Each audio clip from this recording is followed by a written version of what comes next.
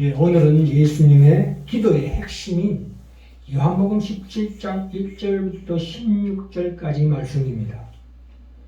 제목에서 보시는 바와 같이 하나님은 우리를 세상에서 편안히 살게 하시다가 천국으로 그냥 데려가시는 것이 결코 아닙니다.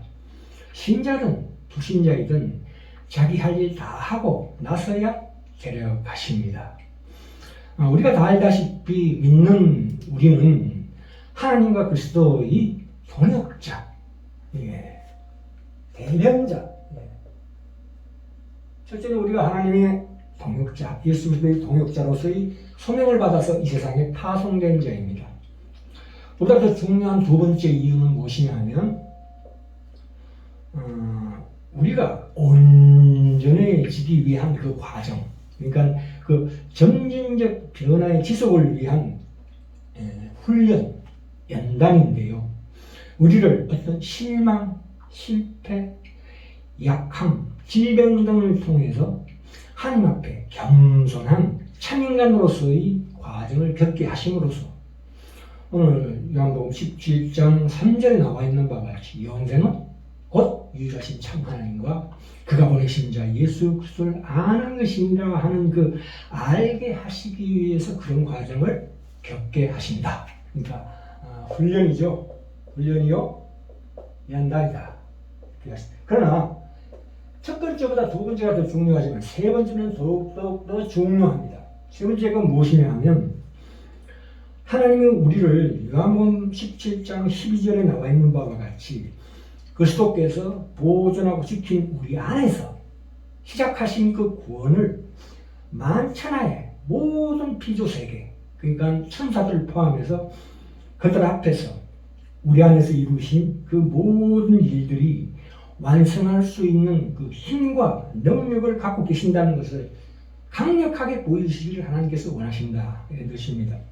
베드로전서 1장 12절에 보시면 천사들도 살펴보기를 원하는 것이니라 이렇게 말씀하고 계시고요.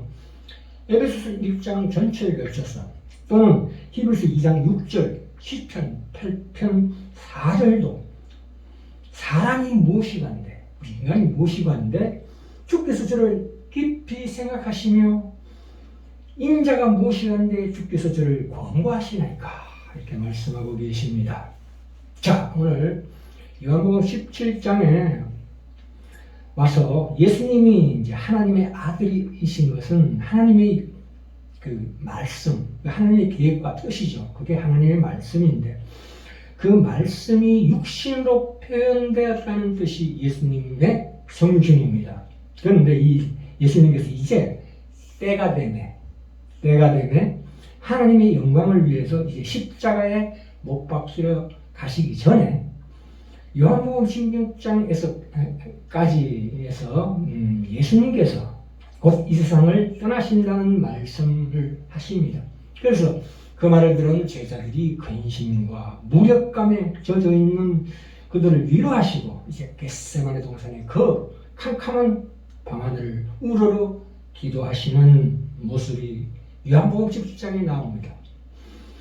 이 17장은 분명히 택함 받은 자, 신자만을 위한 기도입니다. 그러니까 예정론이 하나님의 예정론, 그 계획과 뜻이 명명백백하게 나와 있습니다. 자, 한번 볼까요? 17장 2절, 6절, 9절입니다. 2절에 분명히 이렇게 나옵니다. 아버지께서 아들에게 주신 모든 자, 우리 믿는 자, 그리고 6절에도 세상 중에서 내게 주신 사람들에게 내가 아버지의 이름을 나타내었나이다. 저희는 원래 아버지의 것이었는데 내게 주셨다. 이렇게 말씀하시고 계시고요. 9절에 가시면 내가 지혜를 위하여 비옵나니 내가 비옵는 것은 결코 세상을 위한 것이 아니요 내게 주신 자들을 위함입니다. 저들은 아버지의 것이로소이다. 이렇게 말씀하고 계십니다. 그리고 우리 3절에 보시면 영생은 곧 유일하신 참 하나님과 그의 보내신 자 예수 그리스도를 아는 것이니라 이렇게 말씀하고 있습니다. 여기서 안다는 것은 사람이 하나님을 안다는 것은 디모데전서 6장 16절에 분명히 나와 있습니다. 그것은 무엇입니까? 하나님의 성품입니다. 오직 그에게만 죽지 아니함이 있고 가까이 가지 못할 빛에 거하시고 아무 사람도 보지 못하였고 또 볼 수 없는 자신이 그에게 존귀와 영광이 영원한 능력을 올릴지어다. 아멘. 이렇게 말씀하십니다. 우리의 죄의 본성이 아니고 우리가 하나님의 형상으로서의 예수 그리스도로 말미암는 그 참인간의 속성으로서의 하나님의 성품입니다. 디모데전서 6장 16절에 하시는 말씀이 그거예요. 자, 11절, 12절로 가볼까요? 11절에 보시면 나는 세상에 들있지 아니하오나 저희는 세상에 있사오고 나는 아버지께로 가옵나니 거룩한 아버지여. 자, 내게 주신 아버지의 이름으로 저희를 보존하사 우리와 같이 저희도 하나 되게 하옵소서. 우리가 누굽니까? 삼위 하나님이시죠. 삼위 하나님과 같이 저희도 우리와 하나가 되게 하옵소서라고 기도하고 있습니다. 또 12절에 보시면 저희를 보존하와 지켰나이다. 그 중에 하나도 멸망치 않게 하였나이다. 이렇게 나옵니다. 자, 여기 11절, 12절에 똑같이 보존이라는 말이 나옵니다. 보존. 한자말로 지킬보에다가 온전한 전입니다. 온전하게 보호하여 유지하라 하시는 하나님이시다. 이렇게 뜻인데요. 여기서 보존이라는 뜻은 영어의 힐입니다. 힐. 그리고 지킨다는 뜻은 GUARD.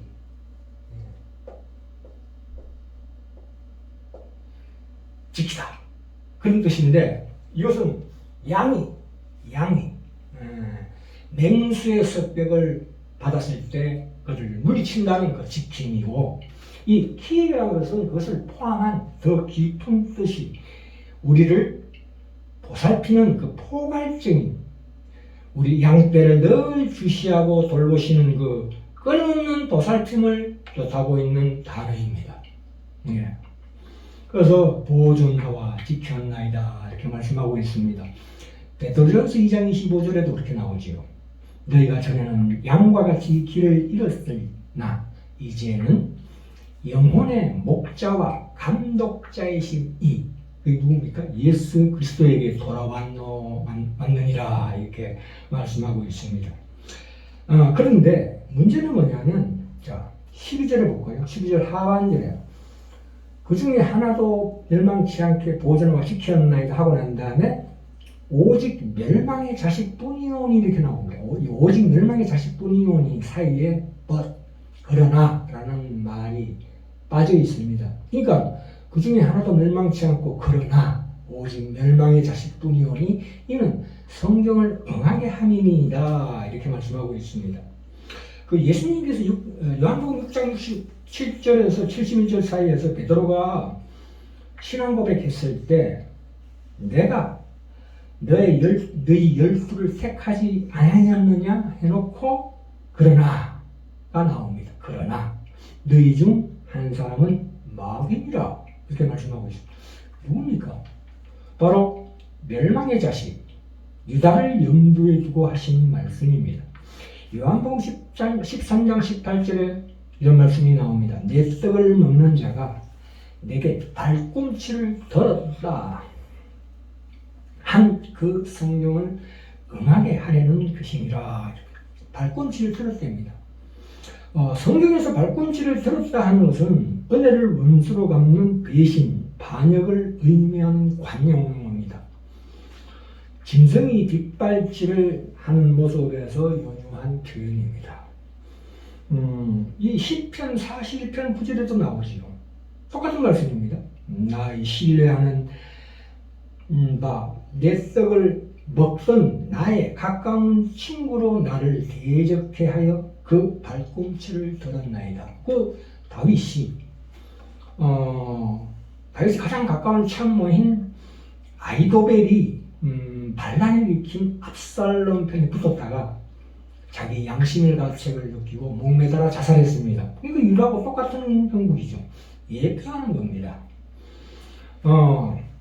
창세기 3장 15절에도 나오지요. 유다의 후손 메시아의 발뒤꿈치를 상하게 했다. 무슨 뜻입니까? 상하게 한 것밖에 없다는 뜻입니다. 그러니까 십자가에서 죽게 한 것은 결국은 그것이 하나님의 뜻을 이룬 것밖에 안 된다는 뜻입니다. 비록 마귀가 공격해서 십자가에 못 박혀 했지만 그리고 그 자체가 하나님의 온전한 뜻이다. 나는 죽으러 왔다. 그렇기 때문에 그것은 내 뒷밥 곰치를 상회한 것밖에 안 된다 그런 뜻입니다. 자, 내가 비옵는 것은 저희를 세상에서 데려가시기를 위함이 아니오 오직 악에 빠지지 않게 모든하시기를 위함이니이다. 이 15절이 너무너무 중요합니다. 왜 그런가 하면 내가 세상에 속하지 아니함 같이 16절에 그것은 무슨 얘기입니까? 예수님께서 그 제자들을 세상에서 데려가시기를 강구하시지 않는 이유가 무엇이냐면 그들은 세상에 있으나 세상에 속하지 아니한 만큼 그러니까 말하자면 하나님의 보호를 받고 있으니까 그들을 세상에서 데려갈 필요는 지금 없다 이런 뜻입니다. 에베소서 4장 17절부터 24절에 보시면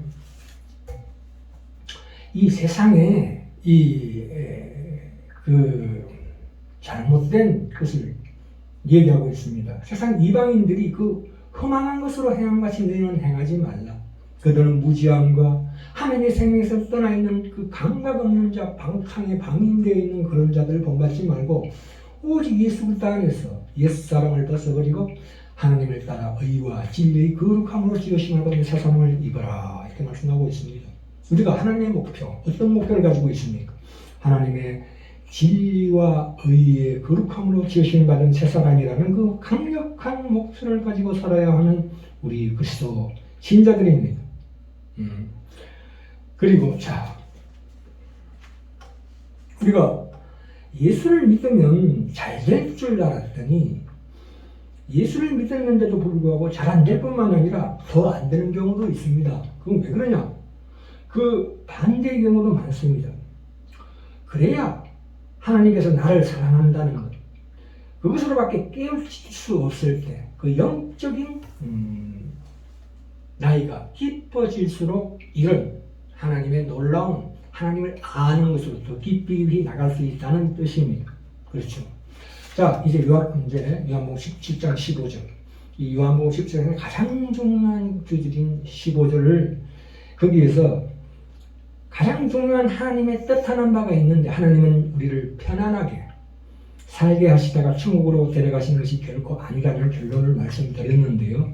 자, 이 차제에 우리가 왜 이 세상 가운데 이 질병과 고통과 사고가 충만한 세상에서 이렇게 오래 살게 하시는가? 왜? 예수 그리스도의 초림과 재림 사이에 이 엄청난 시간의 간격이 왜 있어야 하는가? 그렇게 우리가 물어봐야 합니다. 하나님께서 왜 하나님은 인간의 타락과 그리스도의 오심 사이에 그 4,000년이 넘는 그 시간이 필요한가를 우리가 물어야 합니다. 그래서 17장 15절에 뭐라고 나와 있습니까? 그 대답이 내가 비옵는 것은 저희를 세상에서 데려가시기 위함이 아니라고 말씀하십니다. 그것이 하나님의 방법이다. 우리가 아시다시피 구약에서도 모세 같은 경우에 그 자기 말을 도무지 들으려 하지 않는 이 지도자거든요. 지도자인데 그 오합 지도자, 금송아지를 만드는 그런 사람을 앞에 두고서 하나님 앞에 기도했습니다. 제 간구를 들어주십시오. 이 들어주시지 않는다면 제 생명을 취해 주시옵소서. 차라리 죽겠나이다 했을 때 하나님 그 기도를 들어주셨습니까? 결코 들어주시지 않았습니다. 너는 거의 지도자니까 같이 죽어라 이 뜻입니다. 그리고 함께 생사고락을 같이 해라는 뜻으로 하나님께서 그 기도를 안 들어주신 것입니다. 또한 엘리야가 있죠. 거짓 선지자 850명의 세력을 싸그리 물리치고 이름을 드날린 자가 이세벨이라는 한 여인에게 쫓겨서 열왕기상 19장에서 오랜 나무 아래서 하나님께 죽여달라고 했을 때 하나님 그 기도를 안 들어주셨습니다. 요나도 마찬가지입니다. 다시 한번 말씀드립니다. 내가 비옵는 것은 저희를 세상에서 데려가시기를 위함이 아니요. 왜 아닐까요? 우리는 파송되었기 때문에 아까 서두에 말씀드렸죠. 첫 번째, 두 번째, 세 번째 이유를 말씀드렸습니다.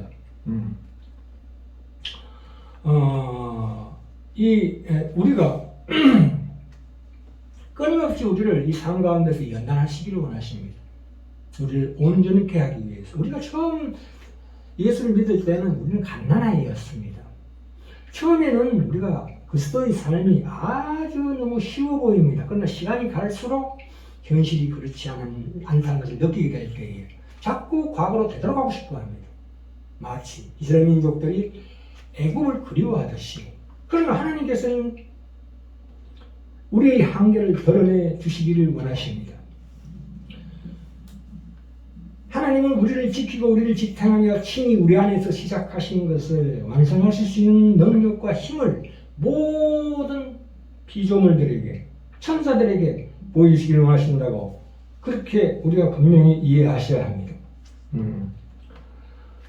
우리가 이 세상에서 시련과 환난과 충격과 어려운 문제를 당하며 사는 가운데서 우리는 그런 것들을 직접 겪어보지 않고는 결코 하나님을 알 수 없는 방법으로 하나님을 알게 하신다, 이런 뜻입니다. 자, 여기서 가장 중요한 것은 무엇이냐면 이 하나님의 그 17장 15절에 하시는 말씀을 깊이 숙고해 보면 어떤 결론이 나오냐면 우리를 자신을 이 세상에서 떠나게 하려는, 말하자면 자연주의적인 발상, 자연인처럼 이 세상의 모든 얽히고 설킨 문제들과 시련들에서 벗어나려고 애를 쓰는 그것은 비성경적입니다. 하나님의 진리를 회피하려는 시도입니다. 명백한 오류입니다. 야고보서 1장 27절에 나옵니다. 하나님 아버지 앞에서 정결하고 더러움이 없는 경건은 곧 고아와 과부를 그 환난 중에 돌아보고 또 자기를 지켜 세속에 물들지 아니하는 이것이니라, 이렇게 말씀하고 있습니다. 우리가 세상을 피하여 독방에 들어가거나 수도원에 들어가거나 기도원에 들어가서 자기 주위에 벽을 쌓고 세상에 물들지 않게 되기를 바라는 것은 어불성설이다, 이 뜻입니다. 일상적인 삶의 일들이 무엇입니까? 그 과부를 그 환난 중에 돌아보는 일이죠. 그 가운데서 하나님의 진리를 깊이 체험하게 된다는 뜻입니다. 죄라는 것은 외부적으로 오는 것이 아니고 외부적인 조건에 의해서 형성되는 것이 아니고 내적인 것입니다. 우리 영혼과 속사람의 영역에 존재하는 것임을 깨달아야 한다는 뜻입니다. 그래서 우리를 격리시키거나 그렇게 해서는 안 된다. 우리가 보통 기도하고 금식하고 무슨 하나님 위한 선행을 하는데 그 선행을 하는 것 자체로는 하나님을 깊이 알 수가 없습니다. 그것은 마치 하나님의 능력이 충분치 않으니까 너 자신을 세상에서 격리시키라고 말하는 것과 같습니다. 그렇지 않습니다. 성경의 가르침은 하나님의 능력이 우리를 심지어 이 지옥 같은 세상에서 물들지 않게 지켜줄 수 있다는 것입니다. 그러므로 우리는 스스로 이 세상을 회피하거나 떠나려고 애쓰는 것은 안 될 말입니다. 하나님의 방법은 우리 영혼을 견고하게 강렬하고 튼튼하게 강화시켜서 천국에서 살만한 그런 수준으로 올리시길 원하십니다. 우리로 하여금 그것들을 다가오는 그 시련과 환난을 담대하게 통과하게 하여 넉넉히 이기게 하시는 것입니다. 바로 그것이 우리의 운명입니다. 우리의 생명입니다. 사람들 속에서 하나님의 계획과 목적을 이룰 수 있는 우리로서 바로서는 우리 귀한 하나님의 놀라운 택하신 신자 다 되시기를 원합니다.